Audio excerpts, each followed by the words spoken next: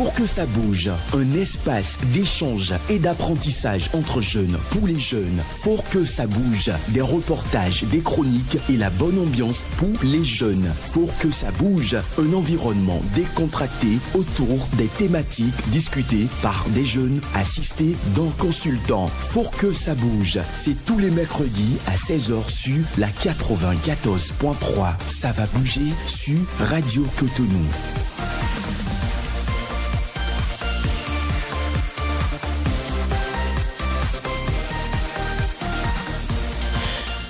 Mesdames et messieurs, bonsoir. C'est bien sûr votre émission Faut que ça bouge qui s'installe dans vos différentes demeures à partir de cet instant. La modernité est un concept désignant l'idée d'agir en conformité avec son temps et non plus en fonction donc de valeurs considérées de facto comme dépassées.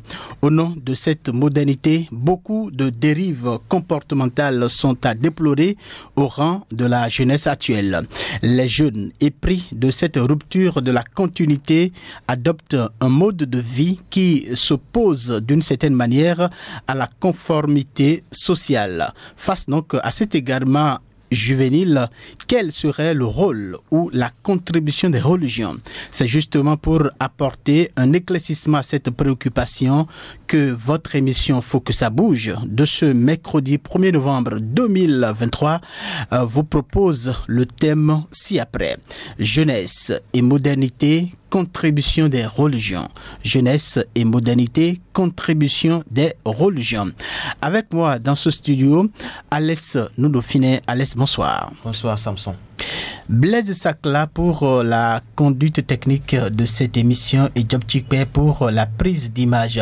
Notre invité est déjà avec nous dans ce studio et vous allez le découvrir dans la suite de cette émission. Le suspense est gardé. Place à présent à la première rubrique de cette émission. Nous abordons donc à présent la première partie de cette émission juste après cette transition.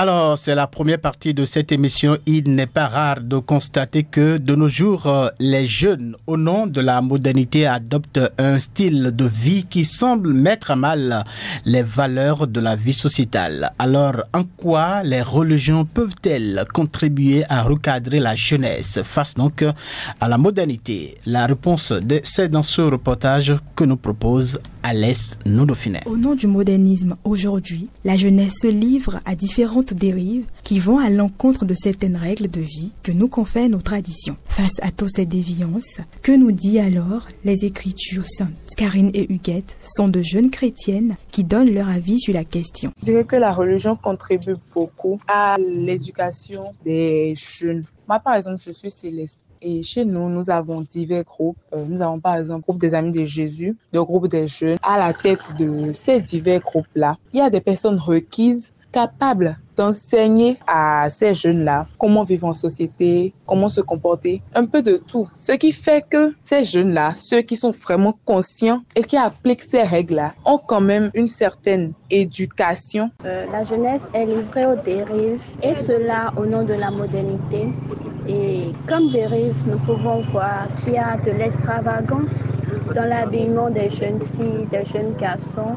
Il y a des habitudes qui n'étaient pas ancrées dans les traditions, dans les cultures africaines et béninoises. Le port des chevillets, le port de piercing, le port de tatouage, la dépigmentation et autres. Il y a les religions endogènes comme importées qui conseillent les jeunes filles et la jeunesse en général. Mais les conceptions diffèrent d'une sensibilité religieuse à une autre. Musulmane, Iradatou exprime son opinion. En islam, au XXIe siècle, nous interdit de forniquer. Et c'est ce que nous remarquons de nos jours. Des jeunes qui s'adonnent à des pratiques, si je peux le dire, sexuelles, sans modération, sans être mariés. Et en islam, c'est recommandé qu'une femme se préserve, qu'elle garde sa virginité jusqu'au mariage. le côté vestimentaire où de nos jours nous voyons des jeunes filles qui exhibent leur corps, sont jeunes. En islam, tout ça n'est pas conseillé. Par ailleurs, les religions restent importantes dans l'éducation de la jeunesse. La religion joue un rôle très important dans l'éducation de la jeunesse. Déjà, les règles de la religion, les règles fondamentales, prônent un certain nombre de normes à respecter, ce qui va totalement en contradiction avec les dérives de la jeunesse aujourd'hui. La religion, surtout dans nos sociétés actuelles, n'autorise pas la déviance, les mauvaises conduites que nous observons parfois chez certains jeunes ou chez la couche juvénile. Face au modernisme et aux différentes avancées technologiques, la jeunesse est moins encline à la religion. Cependant, il n'en demeure pas moins vrai que les enseignements religieux peuvent jouer un grand rôle dans l'amélioration de ces comportements de la jeunesse. Alors, c'était donc un reportage réalisé par Alès Noudofiné, posé par Michel Hounou. Alès, c'est votre travail que nous venons donc de suivre. Est-ce que vous avez d'autres précisions à apporter à ce travail-là? Alors, bonsoir Samson, à nouveau bonsoir Samson et bonsoir chers auditeurs.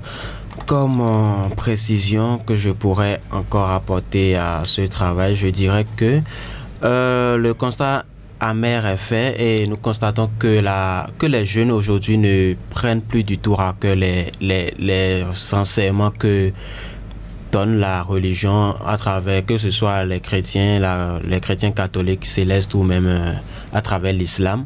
On constate que ces jeunes-là ne prennent plus du tout en compte les enseignements et prennent tout à la légère. Des précisions que au cours de l'émission, on pourra revenir là-dessus. Pour ce travail, nous allons rappeler que les auditeurs ont la possibilité de participer à cette émission. Le numéro WhatsApp 50 52 52 73, je répète 50 52 52 73, ou ils peuvent également nous appeler sur le 40 11 17 18. Très bien.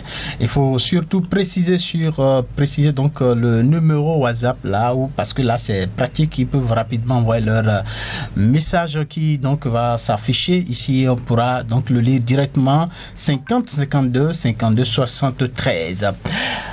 Merci à vous, Alès Noudofiné.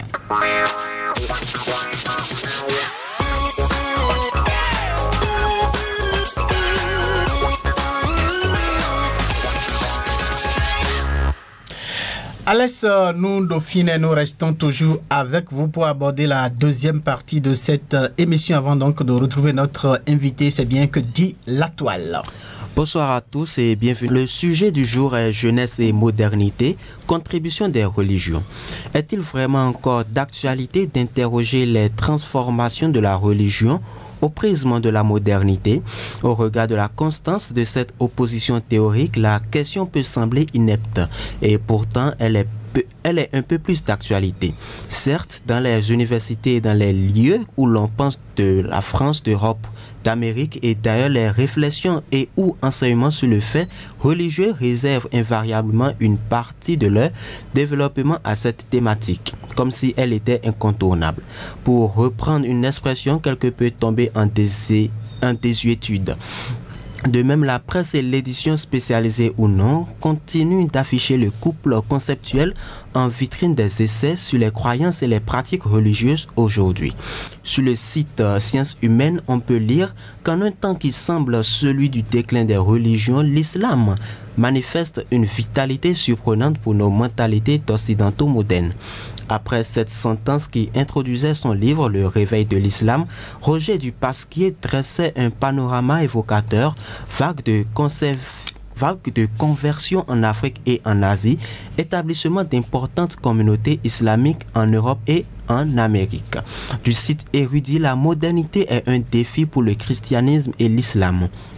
En 1965, le sociologue américain Robert Bellah a publié Religion and Progress in Modern Asia, un recueil d'essais examinant la manière dont les autorités religieuses d'Asie réagissent aux défis de la modernité. Dans le dernier essai, se penchant sur les résultats de cette recherche, Bellah observent que leurs chefs religieux réagissent de deux manières à l'expansion de la modernité occidentale. Soit ils résistent aux défis culturels en se posant comme des défenseurs rigides de pratiques héritées, ce que Bella qualifie de néo-traditionnalisme, ou alors ils se montrent prêts à relever le défi en réinterprétant les sources classiques de leur tradition et ainsi inspirés, réagissent avec créativité à la nouvelle donne. Voilà donc notre moisson hebdomadaire sur la toile cette semaine. Merci Alex Noudofinet. Est-ce que vous avez d'autres vous avez des ajouts à faire? Non, pas pour le moment, mais on continue, oui. D'accord. Alors nous allons la troisième partie de cette émission. C'est bien, donc la troisième partie de cette émission, et c'est là vous allez découvrir notre invité, comme je l'avais dit à l'entame de cette émission. Il est déjà avec nous dans ce studio, notre consultant, il est là, lui c'est bien Père Geoffroy Anagonuga. Bonsoir Père. Bonsoir Samson, bonsoir Monsieur Alex. Bonsoir. Voilà. Vous êtes secrétaire et notaire au tribunal ecclésiastique de première instance de Cotonou. Vous êtes également aumônier diocésain de la communauté anglophone. Bien sûr. Actuellement, vous êtes résident sur la paroisse Saint-Augustin de Minochou. De Minochou. Ah, papa. C'est bien cela. Alors, merci mon père d'avoir donc répondu à notre appel. Hein. C'est moi qui vous remercie. Vous avez suivi tout ce que les jeunes ont dit sur le sujet que nous sommes en train d'aborder. Je voudrais d'abord prendre votre impression par rapport à tout ce que les jeunes ont dit concernant le sujet. Oui, par rapport au sujet de la modernité et de la jeunesse. Quand j'écoute les jeunes d'aujourd'hui parler, c'est vrai que la tendance spontanée ou bien la réaction spontanée, c'est de se dire, mais qu'est-ce qu'ils disent là? Qu'est-ce qu'ils disent? Mais il faut se garder de le dire ou bien de porter un jugement de valeur sur ce qu'ils disent. C'est vrai, j'ai écouté les différentes interventions et qui opposent donc de fait les tendances de la modernité et aux normes et aux doctrines religieuses, voilà, au cadre formel que proposent les religions en général. La modernité vient un peu comme pour donner aux jeunes une liberté trop excessive ou bien une mauvaise idée de la liberté. D'accord? Bon, c'est les jeunes qui sont ciblés. Mais je me demande, peut-être que les défis d'aujourd'hui n'étaient pas les défis d'hier. D'accord? Et je me dis, ce débat, dans 50 ans, dans 100 ans, ce débat va toujours se poser, où les défis seront plus sérieux et où les jeunes d'aujourd'hui seront surpris de voir des jeunes plus libertins dans 50 ans. Voilà. Voilà. Et aussi, ils vont dire, mais les jeunes là, ils font quoi? Et donc, c'est un débat existentiel. Toujours, voilà. Ce débat va toujours se poser. Très bien. Alors, nous allons partir donc de l'actualité de ce jour. Hein. La communauté chrétienne catholique célèbre aujourd'hui la solennité de la Toussaint. Alors, dites-nous, quand on parle de Toussaint, qu'est-ce que cela signifie? La fête de la Toussaint est cette fête-là que l'Église a retenue pour célébrer ceux-là qui nous ont précédés. Voilà. Quand on parle d'Église, c'est une famille. On parle de la famille des enfants de Dieu. C'est l'une des divisions classiques de l'Église chrétienne. La famille. Et cette famille se situe à 3 niveaux différents. Par exemple, si on dit la famille OK, on peut dire, bon, les OK, ils sont à Sotanhoué, mais on peut aussi les trouver à Zinvier, on peut encore en trouver à Guézin. C'est un exemple. Un exemple, voilà. Donc, une famille se situe à différents endroits. Alors, pour l'église famille, il y a 3 niveaux où elle se situe. On parle de la famille des pèlerins, donc l'église pèlerine. Vous et moi, encore en vie, en marche vers la patrie céleste, qui a offert notre maison. Donc, nous sommes ici comme en marche vers. D'accord. Très bien. Vers la maison du Père. Très bien. Donc, ça, c'est l'église pèlerine. Donc, c'est la première étape. Exactement. Voilà. Il y a l'église souffrante. On parle de ceux-là qui sont partis, qui sont morts, mais qui sont au purgatoire, qui n'ont pas encore vu la face de Dieu, qui est le but ultime de tout homme, voir la face de Dieu, que le Créateur puisse voir la face, que la créature du moins puisse enfin contempler son créateur. C'est sa fin, c'est la fin de l'homme. Voir Dieu face à face, être comme Dieu, lui ressembler. Donc, mais ces âmes du purgatoire attendent de voir la face, ne sont pas encore assez purifiés pour contempler cette face-là. Donc, ce feu purificateur et qui évoque un peu l'idée de souffrance, de motivation, on dit ceux-là sont l'église souffrante.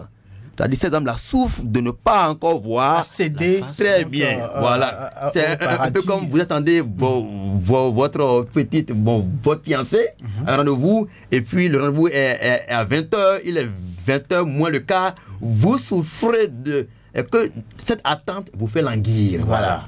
Très bien. Donc ces âmes-là, ce n'est pas une souffrance en termes de punition. Mais ces âmes languissent, voilà, dans l'attente de voir enfin l'objet de leur soupir, de leur désir. Ah, c'est l'église souffrante. Maintenant, il y a la dernière étape, voilà. L'église triomphante. Ceux-là qui ont triomphé, qui sont déjà comptés parmi les saints, qui sont avec Dieu, qui mangent au banquet céleste. Ils sont dans la félicité éternelle. Le visage exactement de Dieu. Très bien. Qui contemplent enfin le visage de Dieu. Ceux qu'ils ont désiré de toute leur vie, enfin ils l'ont. Et Saint Paul dit, mais ces âmes-là n'ont plus besoin ni de la foi, ni de l'espérance, mais désormais elles vivent dans l'amour. Car il y a 3 vertus théologales, la foi, l'espérance et la charité. Une fois aussi, on n'a plus besoin de croire, car Dieu déjà, on le voit. D'accord? Plus d'espérance, il est déjà là. Maintenant, on vivra désormais d'amour. Et c'est moi qui dis que c'est la plus grande des 3 vertus théologales. Donc, ces sont-là déjà qui vivent dans l'amour, ce sont eux que nous fêtons aujourd'hui. Et déjà demain, le 2 novembre, aussitôt on va fêter ceux-là qui sont en train de souffrir au purgatoire. Donc l'église souffrante, donc nos frères défunts et qui n'ont pas encore vu la face de Dieu, nous prions pour que le Seigneur leur donne accès à la patrie céleste. Alors mon père, dites-nous, est-ce que c'est, on considère que c'est désormais ceux-là qui sont, qui sont, comment dirais-je, ceux-là qui contemplent déjà la face de Dieu, qui sont célébrés aujourd'hui, et donc la fête de tous les saints, et donc tous les saints sont aujourd'hui célébrés. Tous les saints, et des saints connus ou inconnus. Exactement. Et ceux-là qu'on a canonisés. C'est-à-dire qu'il y a eu un procès canonique, selon des procédures bien connues. On voit que leur vie peut servir d'exemple. Au fait, les saints que nous connaissons et au calendrier, il y a surtout ceux dont on pourra facilement suivre le régime de vie facilement. D'accord? Ceux-là qui pourraient constituer des exemples de vie. Exactement, facilement, qu'on pourra suivre facilement. Sinon, il y a tellement, je peux me dire que les saints inconnus sont plus nombreux que les saints connus. Oui, bien sûr, je dis, mais même chez nous, aujourd'hui on dit que on entend souvent les noms d'Européens comme saints. Je dis non, il y a beaucoup de saints africains. Sainte Anouarit, elle est congolaise. Sainte Bakita aussi l'africaine. Isidore Babakanda, il est africain. Kizito, il est africain. Chalanga, il est africain. Augustin, le grand docteur, mais il est de l'Afrique du Nord. Il y a tellement de saints. Mais moi, Bénin, c'est sûr qu'il y a plusieurs saints. Ce matin à la messe, j'ai dit, mais on peut dire Saint Béanzin. Pourquoi pas? On peut dire Saint Bioguera. Rien que pour l'amour que ceux-là ont eu pour le peuple. Si aujourd'hui encore nos dirigeants pouvaient avoir ce même amour pour le peuple, c'est une question. C'est un souhait. Mais ceux-là ont tellement aimé le peuple qu'ils l'ont défendu par tous les moyens. C'est peut-être le processus qui est dû, donc le processus pour accéder à ce niveau-là. D'abord, il faut se former. C'est accessible que ça. C'est ça qui fait que beaucoup sont restés sans être connus. Oui, il faut dire, l'Europe a plusieurs siècles de christianité. Au Bénin, on est à 158 ans, 160 ans de christianité. Peut-être avec le temps, on sera bien. Même dans le clergé, il y a beaucoup dont la vie peut être en fait comme exemple. Le processus est connu, mais il faut avoir le courage de s'y engager. Voilà, on va faire la démarcation entre le premier là, consacré donc au saint, vous venez de le dire, et le 2 qui est une fête consacrée donc aux défunts. Les gens ont tendance à confondre les deux. Et quelle démarcation on peut faire? Oui, nos fidèles défunts, c'est déjà demain le 2 novembre, on parle de la commémoration des fidèles défunts. C'est tous ceux-là qui nous ont quittés. D'abord, ça montre notre attachement par rapport à ceux qui sont partis. Qui nous sont précédés. Voilà, qui nous ont précédés. Et puis, de deux, nous sommes soucieux de leur devenir. Est-ce qu'ils sont déjà au ciel? Et ce souci que nous portons pour eux, c'est ce souci que nous portons pour nous aussi. Car tôt ou tard, demain, on sera à leur place. Absolument. J'aime déjà, mais quand vous laissez les tombes de vos parents dans les cimetières et vous laissez les herbes pousser plus haut que les tombes de vos parents, soyez sûr que vos enfants vous regardent. Vous ne les avez pas habitués à aller vénérer le grand-père. Aussi, quand vous pouvez partir, ils n'auront pas pris l'habitude de penser à vous. Donc, pensez à cette défunte-là. Est-ce qu'on dit l'habitude est une seconde nature? Très bien. Donc, penser à eux, c'est penser à nous aussi. Très bien. Et l'Église a quand même fini par retenir que quand un défunt, quand une âme du purgatoire se sent soutenue et finalement accède au ciel, elle est toujours reconnaissante envers ce vivant-là qui l'a porté, qui l'a soutenu. Et même dans notre tradition, on dit, mais j'ai vu mon père en rêve hier.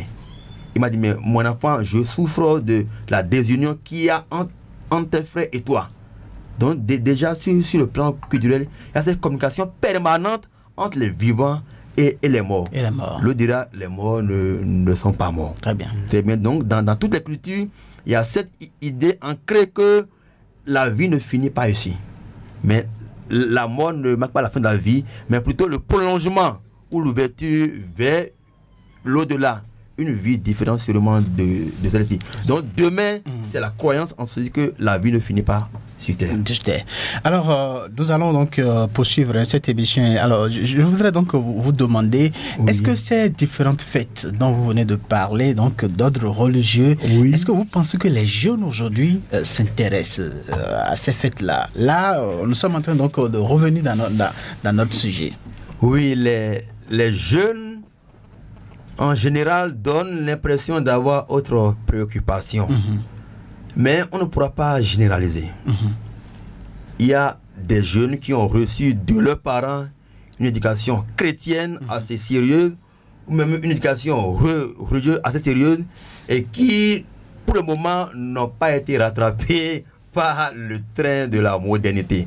Donc certains, ils croient encore. Ce matin, c'était nombreux à la messe. Demain encore, ils seront nombreux à aller à la messe et à se rendre dans les différents cimetières pour honorer. Dans le même temps, nombreux seront encore ceux qui ont été dans les buvettes, à la plage.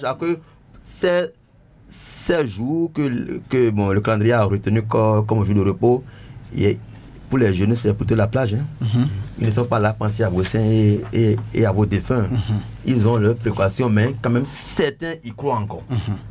Je pense que ceux qui croient, sera comme le levain et qui va lever toute la pâte religieuse. Alors, quels sont donc les défis qui s'imposent aux religieux face donc aux dérives que nous sommes en train de constater aujourd'hui au niveau de la jeunesse? Et le défi pour... Parce que l'école n'arrive pas, la maison, parfois, la famille aussi reste parfois démissionnaire. Finalement, l'Église fait quoi pour récupérer tous ces jeunes-là qui se disent au nom de la jeunesse, au nom de la modernité, donc voilà, et font tout ce qu'ils veulent. L'Église, pour bien assumer son rôle, ne va pas s'ériger en une troisième instance. Vous venez de parler de l'école, et qui est une instance pour assurer l'éducation, de la famille aussi, qui est la première instance.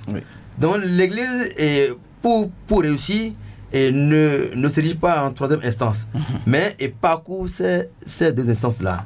L'Église accompagne la famille, accompagne l'école, donc les centres d'éducation, pour les aider à accompagner les jeunes. Car les jeunes car les jeunes que nous avons viennent d'abord de nos familles chrétiennes, nos familles religieuses. Ces écoles-là sont fréquentées par nos enfants qui vont à la messe aussi, même des écoles chrétiennes. Alors que fait l'Église de façon concrète? L'Église a plusieurs structures. Je suis prêtre, je peux parler de ce que je connais, l'Église catholique. Nous avons plusieurs structures d'accompagnement. D'accord? Sur le plan éducatif, on a plusieurs écoles. Où dans chaque école, il y a toujours une aumônerie. Quand vous prenez le collège Père-Pierre, ils ont un aumônier. Le collège Notre-Dame, un aumônier. Saint-Jean, un aumônier. Sacré-Cœur, non. Chaque école chrétienne ou catholique a un aumônier et qui est là pas d'abord pour l'instruction, mais pour assurer l'éducation de tous les enfants qui sont là. Il est à leur écoute. Il n'est pas là pour accuser, pour moraliser, il est là pour écouter. Alors on dit, chaque homme est une histoire sacrée. D'accord, alors il écoute chaque enfant ou chaque jeune pour savoir mais quelles sont leurs profondes aspirations et rejoindre cette aspiration maintenant pour leur proposer ce qu'il y a de meilleur. Vous dites voilà ce que la modernité vous propose, d'accord, une liberté sans nom, un libre arbitre mortifère, mais l'Église, Dieu vous propose plutôt ceci. Alors c'est dans un dialogue permanent que finalement, dont l'Église à travers présente au cœur du système éducatif écoute le jeune, essaie de lui apporter une solution. Mais faites pour que la solution vienne si la solution est imposée du dehors, ça ne va pas accrocher. Que le jeune lui-même découvre que enfin Jésus est la réponse à ses aspirations les plus profondes. Dans les familles aussi, il y a une présence permanente de l'église. On parle de la pastorale paroissiale, où le curé est à l'écoute et des parents, et des enfants, et des jeunes. D'abord dans la maison où il est présent, actuellement à Cotonou, il y a les cibles, la communauté ecclésiale de base, où le peuple est plus proche de son pasteur, où le pasteur écoute et à l'écoute des jeunes. Mais sur chaque paroisse, il y a ce qu'on appelle la coordination, les groupes de jeunes, les associations de jeunes, ou avec des conférences, d'accord, des retraites programmées, organisées, avec des enseignements. On invite soit des experts en tel domaine pour former, pour donner aux jeunes un enseignement qui est nécessairement différent de ce que propose la modernité. La modernité. Voilà. Vous avez parlé des aumôniers, des enseignements, des conférences, mais est-ce que vous ne pensez pas que les cours de catéchisme aussi jouent aussi un rôle pour l'enseignement là? Très bien, et je vais dire le premier rôle, les cours de catéchisme, qui sont là pour offrir aux jeunes. Pourquoi je n'ai pas préparé que quand on parle de la catéchèse, il y a les trois tranches. Okay. Il y a les jeunes, les enfants, il y a les adultes. Okay. Mais vous avez raison, parce que dans les paroles maintenant, on a essayé de sectionner. Mais qu'il y a la catéchèse, il y a la section des enfants, la section des jeunes, la section des adultes. Okay. Et à chaque section, le mode d'enseignement est différent. La manière, l'approche est différente. Donc c'est déjà à la base qu'on nourrit le jeune de la doctrine chrétienne. Pour qu'il sache. Mais quand il a fini, souvent, c'est 3 ans. 3 ans, oui. Quand il a pris les sacrements, bon, c'est comme la libération, il est parti. Il vous dira, bon, j'ai pris ma communion il y a 10 ans, mais depuis 8 ans, je n'ai plus jamais mis pied à l'église. C'est là que cette association vient, un peu comme au secours de la catéchèse, pour prolonger. Pour récupérer. Exactement. Donc, voilà. ces jeunes-là. Pour que la fin de la catéchèse ne soit pas la fin de l'enseignement, la fin de l'éducation chrétienne. D'accord. Alors, il y a certains jeunes qui pensent qu'aller à l'église de nos jours serait comme une perte de temps. Qu'est-ce que vous avez à répondre à ces gens-là? Aller à l'église de nos jours est une perte de temps. On préfère donc aller dans les bars, à la comme plage. Vous l'avez dit, à la plage. Voilà. Honnête comme je vois des jeunes qui, au lieu d'aller à la messe de la veille pascale, préfèrent passer leur veille en boîte de nuit. C'est ça. Pas pour dire que la boîte de nuit soit mauvaise en soi. Tout dépend de l'idée. C'est pourquoi je parle d'accompagnement. Ouais, quand on dit que l'Europe s'est déchristianisée, aujourd'hui en Europe les gens ne croient plus en Dieu, l'homme ne peut pas ne pas croire en Dieu, les gens ne peuvent pas ne pas accueillir le Seigneur. Peut-être ne pas accueillir une idée de Dieu qu'on a voulu leur donner. Parce que Dieu, on dit un Dieu, ce qui concerne l'homme de manière inconditionnelle. Tout être humain, on n'est pas que matière. C'est ça. Nous sommes matière, corps, mais aussi esprit et âme. D'accord? Donc, quand les jeunes qui ont goûté à fond à la modernité, après, ils vous disent que, bon, quand vous êtes sincère, ils vous disent, mais il y a un arrêt amer. Ils ont une aspiration que la modernité n'arrive toujours pas à sauver, non? À satisfaire. Ils font tout. Je prépare des jeunes qui ont goûté à fond, qui sont allés vraiment, de ceux-là qui peuvent rester en boîte de 20h à 5h du matin ce matin et qui nous fait sur des années Après, il vous dit, mais j'ai goûté à tout. Mais je me dis que là n'est pas encore ce que je veux. Dieu a déposé en chacun une baignance d'amour qui est seul à combler. Même le jeune a une attraction profonde, d'accord, que seul le Seigneur, seul le transcendant peut combler. Quand je parle de Dieu, et je ne parle pas que des chrétiens, mais l'idée du transcendant est innée en chacun. C'est le Créateur même qui a placé ça. Donc le jeune qui refuse d'aller, comme vous le dites, à l'église pour qui l'église n'a pas d'importance, c'est peut-être une idée d'église, c'est peut-être l'idée de l'église qu'on lui a donné. Voilà. D'accord. Et il faut qu'on l'accompagne autrement. Pour toi, c'est quoi Dieu? C'est quoi l'église? Et quand l'aura suffisamment accompagné, il verra qu'il ne peut pas vivre sans Dieu. Très bien. Quand même, ce désir qu'il a de s'émanciper, c'est Dieu le premier à vouloir même qu'il s'émancipe. Souvent, nous pensons que l'église s'oppose à nos plaisirs, à nos désirs, à nos joies juvéniles. Non. Un jour, je m'ai dit, mais et pourquoi l'église nous interdit le sexe alors que là, on s'épargne? Je dis non. Et même il y a un étude qui dit que l'église a fait boire du poison à l'amour. Et si l'amour n'en est pas mort, quand même, il en est sorti très très malade. Non, c'est faux. C'est faux. L'église n'a jamais interdit le sexe. Non. Mais c'est votre approche peut-être de la sexualité que l'église ne veut pas. Vous voulez une sexualité qui à la longue ne pourra jamais vous épanouir, mais plutôt vous détruire. L'église vous propose une sexualité voulue par le Créateur avant vous-même. C'est Dieu qui l'a voulu. C'est ça. C'est Dieu qui a voulu. Mais Dieu a voulu de manière pour nous rendre heureux. C'est ça. Pour nous émanciper. Mais la modernité nous propose une autre approche de la sexualité qui nous détruira à la longue. Alors, régressif à des gens que non, l'église n'est pas là d'abord pour aller contre tes joies, tes désirs, tes intérêts, mais au contraire, l'église est là pour te donner une abondance de joie, de plaisir, voilà, pour combler tes aspirations les plus profondes. Quand il est en train de dire alors, mais expliquez-moi alors, il s'intéresse. Donc on est là pour dire c'est mauvais, ce n'est pas bon, viens ici, non. Mais viens ce que tu veux là. On a l'original. Donne-nous ton côté moto là et on va te donner iPhone. C'est ça. Il y a Kalmas qui dit que la religion est l'opium du peuple.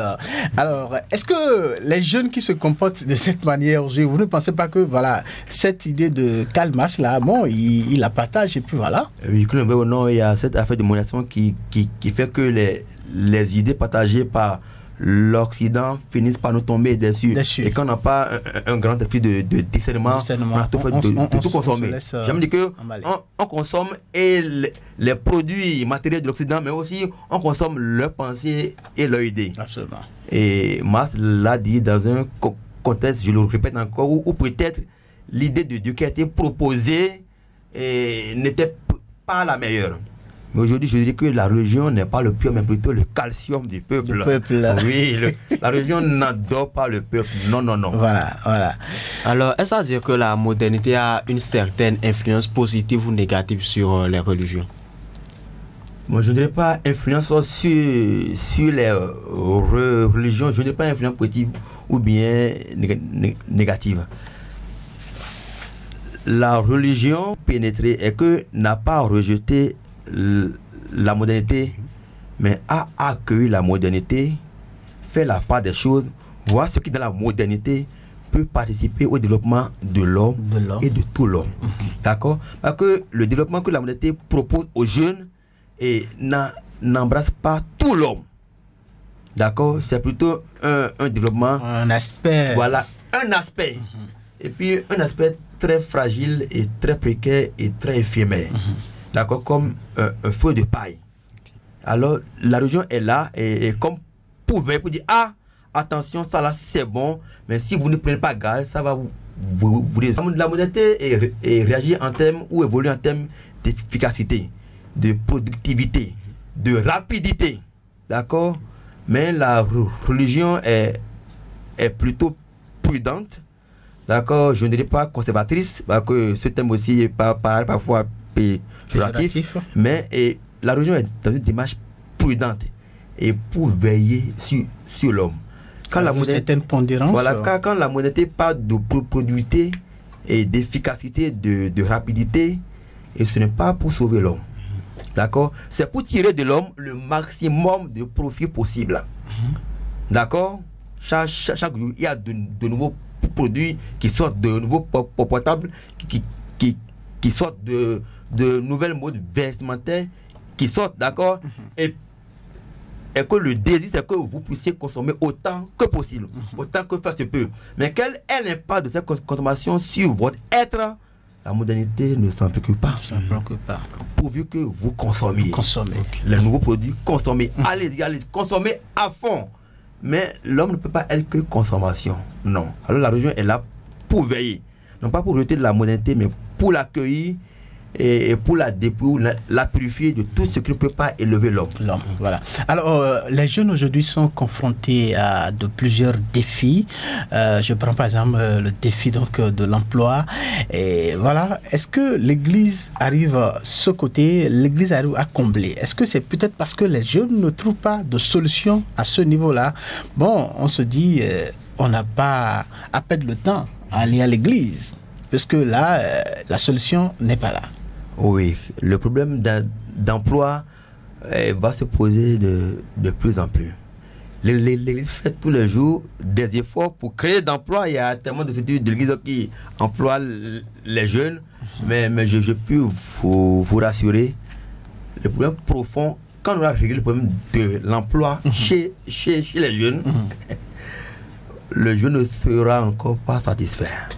Il faut dire que le tout de la vie, le but de la vie, ce n'est pas l'emploi. D'accord, l'Église forme les jeunes.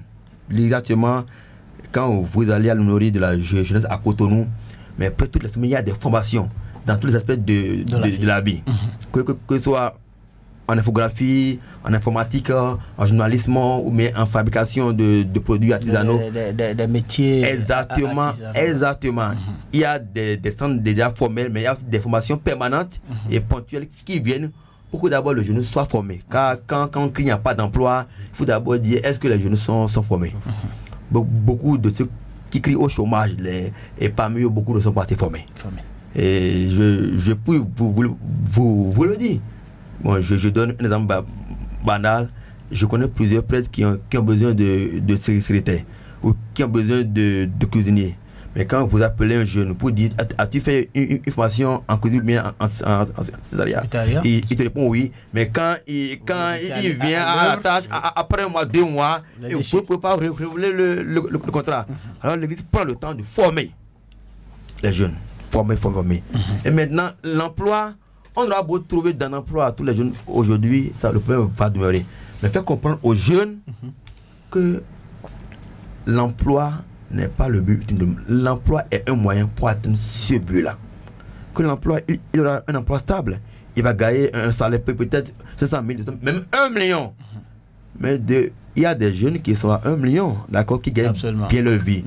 Mais pose la question, si l'aspiration profonde là, s'ils ont une réponse à l'aspiration profonde. Ils sont épanouis en dehors donc de la vie religieuse. Exactement. Ils ne sont pas toujours épanouis. Vu qu'on aura beau régler le problème de l'emploi, le problème de la jeunesse va demeurer. C'est un problème beaucoup plus profond que ça. Très bien. Alors, Alors, dites-nous en quoi la religion contribue vraiment à l'éducation des jeunes aujourd'hui face à toutes les dérives que nous constatons. Face à toutes les dérives. C'est vrai, quand vous parlez de jeunes et de dérives, je tique toujours. Quand vous et moi, on est jeunes. Absolument. Ah, c'est vrai. Vous et moi, nous sommes jeunes. L'Église contribue à... comme je l'ai dit, l'Église est à l'écoute de la jeunesse. Un tellement de centre d'écoute de la jeunesse. L'Église organise des retraites spirituelles, des formations, des enseignements. D'accord? L'Église est aussi là pour la formation permanente. Je ne dirais pas que l'Église, son rôle n'est pas d'accuser, n'est pas de moraliser. D'accord? Cette approche n'a pas marché. Et il y a eu la révolution française où les gens disent mais on en a marre. Il interdit l'interdit. L'Église n'accompagne pas les jeunes en interdisant. Les gens ne fait pas ceci, ne fait pas cela. Mais l'Église est là pour dire quels sont vos besoins, de quoi vous avez besoin, et même pour les aider à discerner leurs réels besoins. Parfois, quelqu'un peut se plaindre, mais ne pas savoir ce dont il a besoin. Je connais des jeunes qui ont un emploi et qui se sont suicidés. D'accord? Parce que un vide. Oui, il y a eu un vide qui n'a pas su combler. Il n'a personne à qui parler parce qu'il a passé tout son temps à ne parler qu'à son smartphone, à son portable. D'accord? Il a passé tout son temps. La monnaie l'a isolé de ses frères. L'église est une famille où on se parle, où on s'écoute, où on se soutient. Mais il a passé tout le temps à s'isoler, où on ne l'a pas appris ce que c'est que la famille, d'accord, où son portable et en même temps la vie en communauté. Il n'a pas appris la vie en communauté. Avec je ne travaillais au cours secret en disant que monsieur Oké Sanson est mon frère du même cours séminaire. Il devait être prêtre. Et maintenant, vous allez aller ici. Je vais accuser sa femme. Je vais demander pourquoi il est. D'accord, la vie. Mais au séminaire, à partir de 21 vous ne pouvez même pas accéder à vos portables. Ça fait au lendemain, peut-être à 15h. Pour vous obliger à découvrir la valeur de l'autre. À vous concentrer à autre chose. La modernité n'est plus le genou à découvrir la valeur de l'autre, mais plutôt l'encourage dans l'individualisme. Qu'est-ce qui est bon pour moi? C'est ce qui est bon pour lui, c'est le primat de ce qui est bon pour lui. Voilà. Mais il faut dire, mais je suis dans une famille, qu'est-ce qui est bon pour l'autre? Que ma liberté s'arrête là où commence celle des autres. Voilà, je suis en société.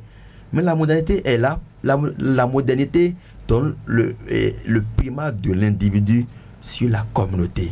L'Église est là pour rappeler que la communauté, voilà, est elle qui porte l'individu, qui participe à l'épanouissement de l'individu. Que l'individu ne peut jamais s'épanouir en dehors du cercle communautaire. L'Église y travaille. Parce que par nature, elle est famille, les enfants de Dieu. Absolument. Et notre Dieu est un Dieu famille. Le Père, le Fils et l'Esprit Saint. Donc l'ecclésiologie est d'abord trinitaire.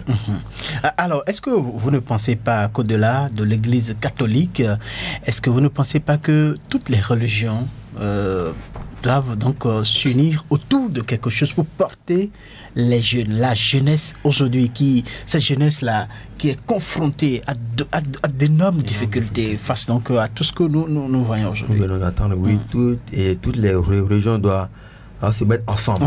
Ce n'est pas le lieu de faire un conflit entre religions. Non. Mais vu qu'en général, les religions portent une valeur commune. Absolument. D'accord? L'élévation de l'homme. Toutes les religions. L'homme d'abord. Élever l'homme vers le Seigneur. Relégarer. Élever l'homme, la créature vers son créateur. Donc au moins, on a ce fond commun-là qui peut nous aider à travailler ensemble. Et c'est une marche ensemble des religions, c'est ce qu'on appelle le dialogue interreligieux. Pour voir qu'est-ce qu'on peut encore sauver. Voilà. Qu'est-ce qu'on peut encore sauver chez l'homme. Alors, avec l'allure que prend la modernité, comment vous arrivez à comment vous y prenez, avec vos fidèles? Avec mes fidèles, vous pouvez parler des fidèles jeunes. Oui. Je suis avec eux et je fais tout pour qu'ils me sentent aussi jeunes. Parce que s'ils ne me voient pas jeune comme eux, de façon concrète, ils diront que le père ne comprend pas nos difficultés, il n'a pas les mêmes défis que nous. Il n'est pas à la mode. Très bien. Alors j'aime bien la musique, d'accord. Aujourd'hui, on peut parler de jeunesse sans parler de musique. Oui. Aujourd'hui, le jeune branché, c'est celui qui est au courant du dernier type de Dajou. Là, il est branché. Voilà. D'accord. Alors, moi, si je m'intéresse, aux chants, aux artistes modernes, et quand je leur parlais, je vais mon cœur, mais je connais parfois mieux que vous, ce dont vous parlez. Quel est l'artiste qui est en vous actuellement? Mais je leur pose la question. Les concerts. Je suis musicien, je joue avec eux. Ah oui, c'est vrai. Avec eux, en orchestre, on joue. Ouais. Je les suis à la plage. Ah, mais ensemble, on joue à la plage, on mange ensemble. Parfois, et quand vous êtes à table avec eux, et ils ont peur de boire du whisky parce que le pote est là. Okay. Je leur sers le whisky, je dis, mais buvez, prenez. Alors que derrière toi, ils vont boire. Il vaut mieux les aider à boire, et contrôler, leur apprendre comment boire devant toi que de laisser boire derrière toi. Okay, très bien. Voilà. Vraiment, merci bien mon père. Et nous avons encore quelques minutes à faire dans ce studio. Les auditeurs peuvent envoyer leur message WhatsApp au 50 52 52 73 50 52 52 73 ou appeler 40 11 17 18. Eh bien, nous allons égrener les derniers grains de chapelet donc de cette émission. Alors, Père Geoffroy Nagonga, nous sommes donc de retour dans ce studio. Alors, quels sont les conseils pratiques que vous avez à l'endroit donc de cette couche juvénile-là qui aujourd'hui nous écoute? Je remercie les auditeurs qui nous ont écoutés et je les bénis au nom du Seigneur Jésus-Christ. Amen. Amen. Et si les conseils que j'ai à leur donner, c'est de leur dire que Dieu n'est pas contre le bonheur de l'homme. Aujourd'hui, dans l'évangile, Jésus a dit heureux ceux qui pleurent, heureux les doux, heureux. C'est même Dieu qui décrète le bonheur de l'homme. Dieu ne vise rien que le bonheur de l'homme. Alors la modernité, à première vue, semble répondre à notre désir de bonheur, d'émancipation, de liberté en tant que jeunes. Mais soit-il, toutes ces valeurs ou toutes ces propositions que nous fait la modernité, Dieu nous les fait aussi, mais de la meilleure manière. La modernité en elle-même n'est pas nocive, n'est pas dangereuse, mais je demande aux jeunes d'avoir un esprit de discernement pour savoir, mais c'est pas dire tout m'est permis, mais tout ne m'est pas profitable. Avec la modernité, voilà très bien. Exactement, Saint Paul. Voilà un prêt à côté de moi. Donc je dis, mais avec la modernité, j'ai la facilité d'avoir accès à tout. Et c'est vrai. En un clic, j'ai accès à tout, mais alors à tout. À tout, de par le monde entier. De par le monde entier. Je peux tout regarder. Mais je dis, vous avez des jeunes qui sont tombés dans ce piège et qui, à force de tout regarder et qui, pour avoir tout regardé, maintenant sont dépendants. Des jeunes ne peuvent passer 2 jours sans regarder une vidéo pornographique. Ça devient de l'addiction. Ça lui prend tout son temps. Et quand même demain, il va fonder son foyer, il ne va pas se satisfaire du bonheur d'être en famille. Je leur dis, mais si tu perds tout le temps à te masturber en regardant un film pornographique, demain même dans ton lit conjugal, ta femme ne pourra pas te satisfaire. Voilà. Tu vas quitter le lit conjugal et aller dans les toilettes encore, te donner un plaisir solitaire. Donc c'est le piège ça. Tu as tout, ça ce n'est que parmi 1000 autres. Tu vas laisser ta femme dans le lit, aller dans les toilettes pour te donner un plaisir solitaire. Parce qu'en son temps, tu as accueilli la modernité avec tous ces déchets, une personne pour t'aider à discerner. Alors ce bonheur que tu recherches, Dieu, la religion est là, non pas pour t'en priver, mais pour te l'offrir de la meilleure manière et de manière pérenne. Pas de manière précaire, fragile, de manière consistante, ferme et pérenne. Très bien. Alors, n'ayez pas peur d'aller à Dieu, n'ayez pas peur de la religion, allez-y. Dieu est là pour l'homme. Et je finis par cette phrase de Cyril de Lyon. Oui. Il dit, la gloire de Dieu, c'est l'homme debout, et la vie de l'homme est la vision de Dieu. Alors je dis, la gloire de Dieu, c'est le jeune debout. Voilà. Et l'épanouissement du jeune est la vision de Dieu et de ne pas rechercher la vision de la religion. Merci. Merci infiniment, Père Geoffroy Nagonga. Voilà, le Père tout dit. Oui, alors je voudrais juste rappeler à tout un chacun, à nous tous évidemment, de suivre les exemples que le Père Geoffroy nous a donnés, de prendre la religion comme un facteur indispensable de notre vie quotidienne afin de ne pas être esclave de la modernité. Voilà. Merci donc autour de moi, tout est dit. Amis auditrices et auditeurs de Radio Cotonou, comme vous le constatez, donc nous arrivons au terme nous sommes arrivés au terme donc de notre émission. Nous avons parlé de la jeunesse et modernité, contribution des religions. Et puis notre consultant, c'est bien Père Geoffroy Nagonga. Il nous a donc aidé à comprendre un peu de quoi il s'agit. Alès Noudofine était donc à mes côtés dans ce studio. De l'autre côté de la baie vitrée, c'est bien Blaise Sakla et Job Tipé dans ce studio donc pour la prise de vue. Merci à chacun de vous de nous avoir reçus chez vous. Portez-vous bien. Alès, on dit quoi? À mercredi prochain. Voilà.